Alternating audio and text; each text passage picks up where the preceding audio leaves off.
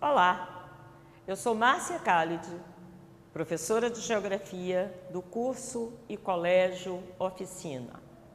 Um dos assuntos sempre presentes é a questão das fontes de energia.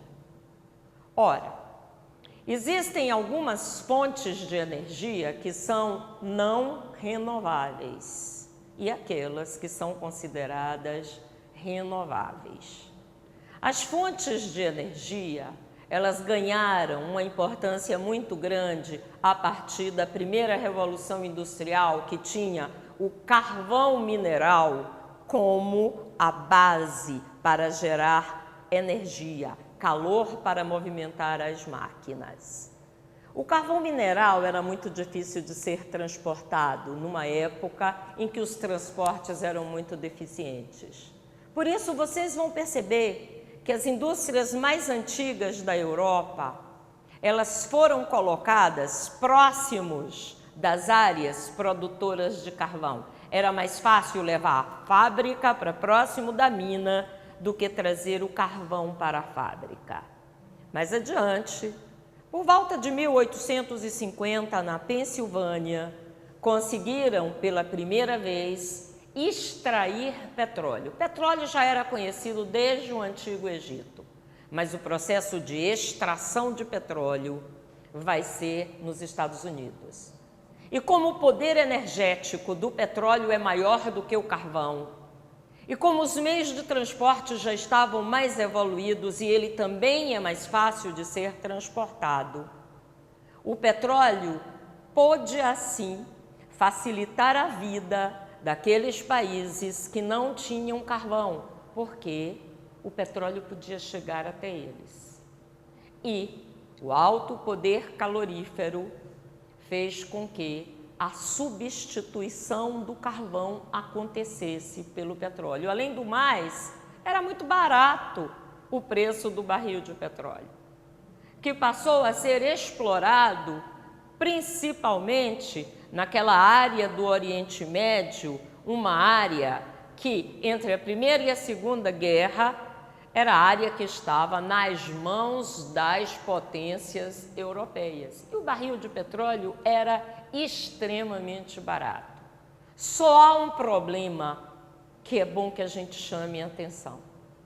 Esses combustíveis fósseis, ao serem queimados, ao serem utilizados, lançam na atmosfera uma quantidade muito grande dos chamados gases estufa.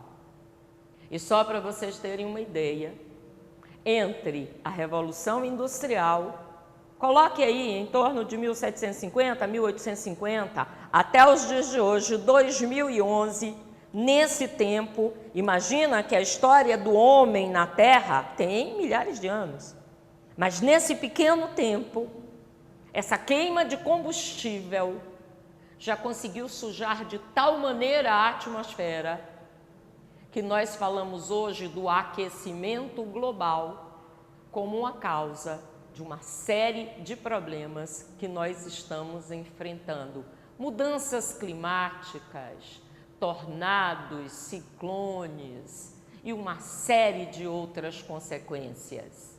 Bom, em 1967, lá dentro da maior área produtora de petróleo, no Oriente Médio, que tem a Arábia Saudita como seu grande produtor, aconteceu a primeira guerra, grande guerra, entre judeus e palestinos. Em 1973, a Segunda Guerra, e em 1973, a chamada Guerra do Yom Kippur, fez com que os árabes perguntassem por que o mundo inteiro está sempre do lado de Israel, se o mundo inteiro precisa do petróleo que sai do meu subsolo.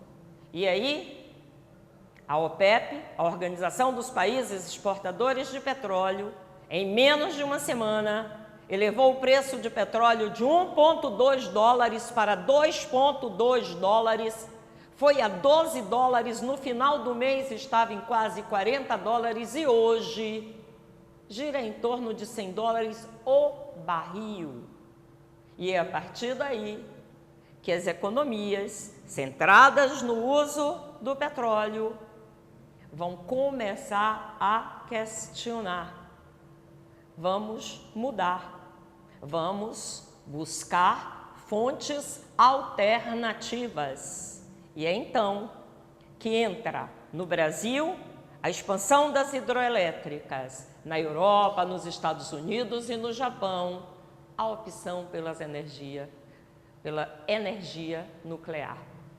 Bom, e agora, depois do que aconteceu no Japão, com o vazamento da usina após aquele grande terremoto e as consequências advindas desse processo, nós estamos perguntando para onde vai a energia nuclear?